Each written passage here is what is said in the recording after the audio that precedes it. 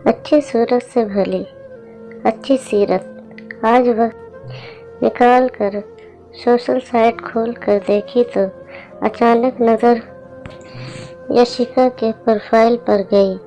उसने अपना status update किया था, उसने अपना शहर बदला था और देखकर अच्छा लगा कि वह मेरे ही शहर में रहने आ रही थी। हालांकि वह मेरी एकदम खास दोस्त नहीं रही कभी, लेकिन हम ठीक ठाक दोस्त थे। कॉलेज में यशिका को कोई देखे तो बस देखते ही रह जाए। आज भी उसकी फ़ोटोज़ देखती हूँ तो ऐसा लगता है जैसे कॉलेज में ही पढ़ने वाली कोई लड़की है। वह कॉलेज में भी ऐसे ही रहती थी, एकदम अप टू डेट। उसको देखकर ऐसा लगता था भगवान ने बड़ी फुर्सत से बनाया है। लड़के तो लड़के, लड़कियां भी उसको देखती रह जाती थी। और एक यशिका थी जो तितली जैसी उड़ती रहती थी, पर वो कभी किसी को भाव नहीं देती थी। कॉलेज ख़त्म हुआ और सब अपनी अपनी ज़िंदगी में व्यस्त हो गए। भला हो सोशल साइट का, जिससे एक बार स्कूल और कॉलेज के दोस्त फिर से आपस में मिल गए। अच्छा लगा देखकर। चलो शादी के बाद कोई तो कॉलेज के वक्त की जान पहचान वाले मेरे शहर में भी आ रही है। शायद यशिका को पता था कि मैं किस शहर में हूँ, इसलिए उसके स्टेटस के 4-5 दिन बाद ही उसका मैसेज आया, रीमा कैसी हो। मैंने भी हेलो लिखा और फिर कहा, हमारे शहर में आ रही हो, स्वागत है तुम्हारा। वह बोली, तो तुम्हें पता चल ही गया। मैंने कहा, सोशल साइट पर अपडेट करोगी तो मुझे क्या पूरी दुनिया को पता चल जाएगा। उसने बस एक स्माइली सेंड किया और बोली, तुमसे मिलने का मन कर रहा है। कोई तो है कॉलेज के वक्त पर जिनसे मुलाकात हो पाएगी।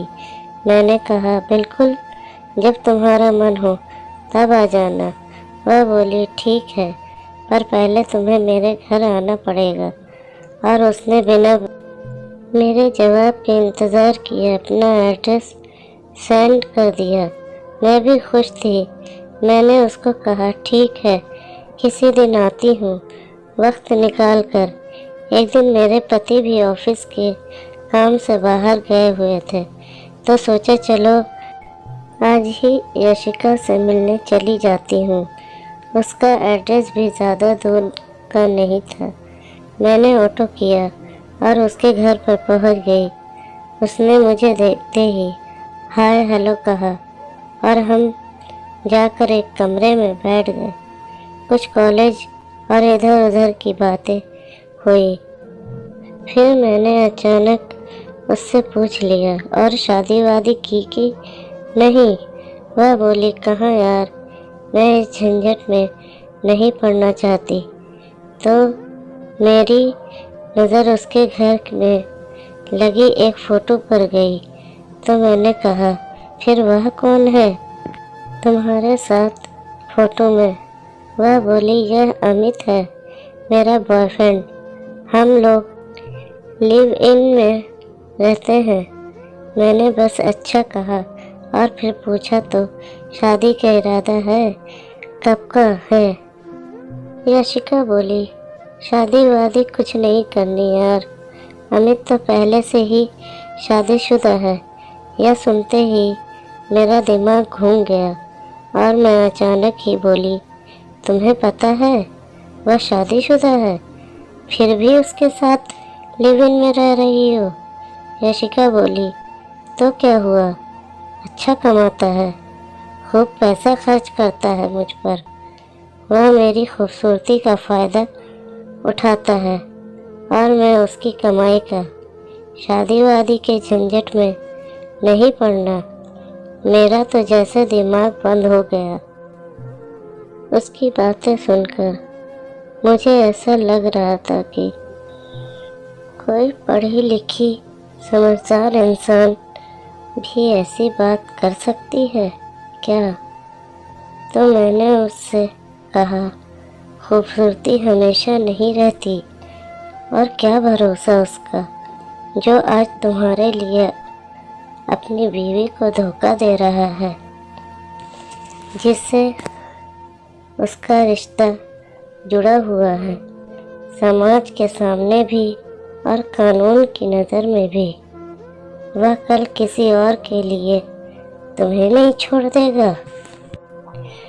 वह बोली, और ज़्यादा आगे की मैं नहीं सोचती। कल किसने देखा है, कल की कल देखेंगे।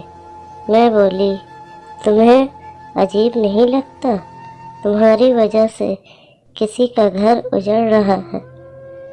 वह बोली, ऐसा नहीं है, उसकी बीवी सुंदर नहीं है और उसको पसंद भी नहीं है। अगर अमित की बीवी अच्छी होती तो वह मेरी तरफ आता ही क्यों। मैं बस अपनी ज़िंदगी जी रही हूँ और ऐश कर रही हूँ। और बताओ, तुम्हारे लिए कुछ चाय या कॉफ़ी लाऊं? वहाँ रुकने की और उसकी बातें सुनने की मुझ में न हिम्मत थी और न इतना धैर्य। तो मैं बोली, नहीं नहीं, अभी मैं चलती हूँ। मैंने झूठ ही कह दिया कि मेरे पति के आने का टाइम हो रहा है, तो मैं चलती हूँ। यशिका बोली, अपना एड्रेस दे दो, मैं आऊँगी कभी तुमसे मिलने। मैंने उसे बोल दिया, ठीक है, मैं तुम्हें मैसेज करती हूँ। और यह कहकर मैं वहाँ से निकल गई। न जाने क्यों वहाँ से आते हैं।